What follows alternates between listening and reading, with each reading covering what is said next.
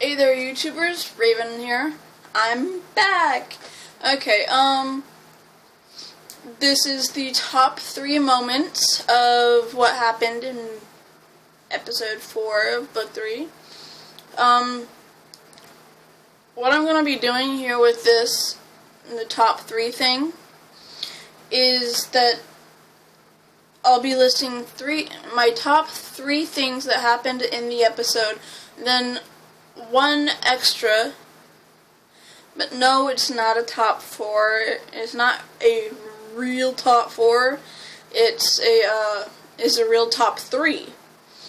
But that extra one is a scene that I think made the episode better, or furthered a plot line that was needed, or touched on something from a separate season, or something I remember fondly from The Last Airbender. It's stuff like that that's going to be the extra one, but the top 3 things are my 3 favorite parts of the episode.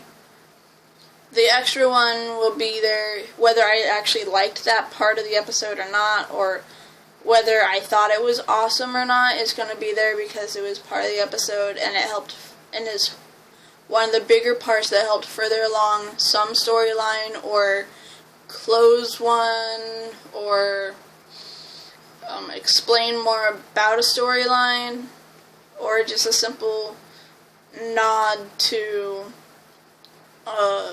the last series, the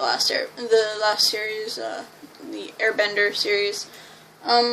Okay, so let's get started on my top 3 for book 3, episode 4, entitled In Harm's Way. Okay. My third favorite,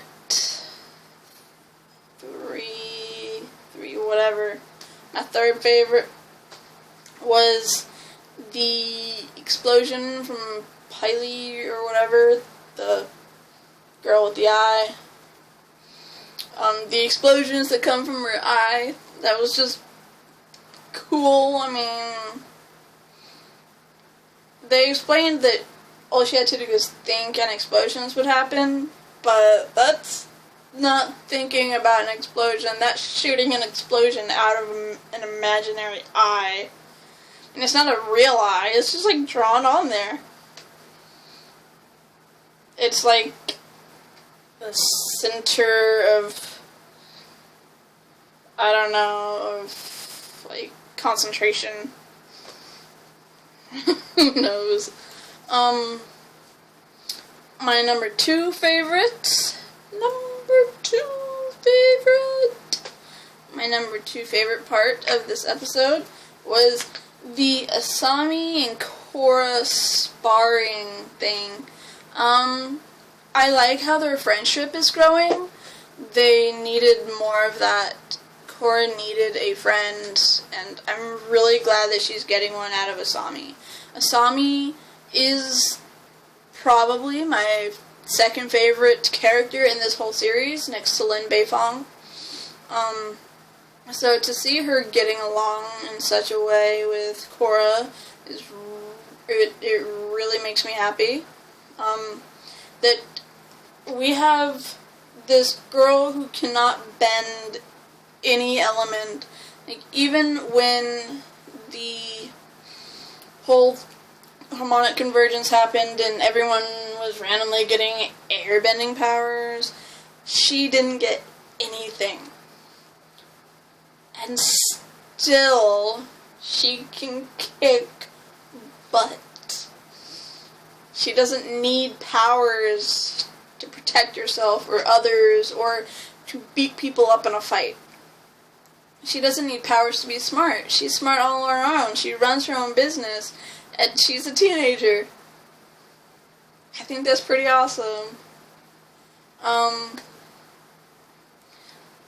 Okay, so my number 1 favorite was the Bolin rock launch. At the end of the episode, where Bolin, Mako, and Jinora and Kai are all running from the Daily. They're the last ones on the ground, and they have to get up to, I almost said Appa, it's like Oogie or something. The new flying bison. Which is confusing to me. How would one male bison replicate? I don't know. That's beyond my comprehension. I don't want... So, tangent. Bolin uses his earthbending abilities, and the four of them are running, and he uses his abilities and shoots a pillar up into the sky, and they fly because of the pressure, and so they're flying through the air because he shoots them off like a cannon. I mean, pachoo! Kind of like a trampoline. That's the word. It's like a rock trampoline. Just psh. Good luck. Hope you land right. And then Bolin is the only one that didn't land in the basket on the back of the flying bison. Landed on the side. Ah! So that was the whole rock launch thing. That was pretty awesome. That was my top favorite moment of this episode. Out of the 3. Now, like I said before, this extra moment is not always a moment of it's not always going to be a favorite moment of mine. I may not like this moment, but it has something to do with following the... Sorry, it's a little late here. Following the moments and stuff I explained in the beginning of this. So, the extra moment, the special moment of this episode was Jinora's spirit bending.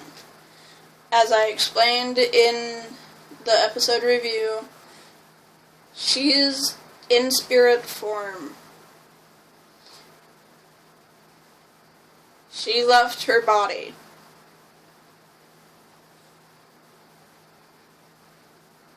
I don't see how that's in any way, shape, or form a ultra airbending technique like she told Kai. That doesn't make sense. Spirits have nothing to do with airbending. It's a type of thing all on its own. I mean, it's kind of like astral projection. It's her astral body. It's a spirit, right?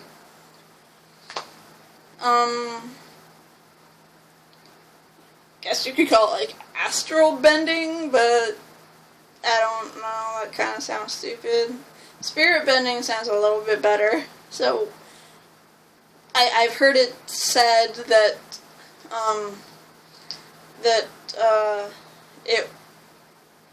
well, not that I've heard it said that way, but some other videos that I watch have people calling it spirit bending. So, and I mean, watching it is the thing that seems logical. It's logically what it would be called. So, I'm going with spirit bending as well. So not my idea, just putting it out there. But yeah. So, tell me what your top 3 moments were, what the most important part of this episode was for you. And explain why. Down in the comment bar. And, if you have any questions, then put them down there too, and I might address them in my next video. So So, yeah, this video, it's gonna be a kind of series type thing, like my reviews. They'll come out either the day after the episode, so either Saturday or Sunday, depending on what I have to do. So yeah, I hope you all enjoyed this. Let me know what you think. And more power to you. Raven out.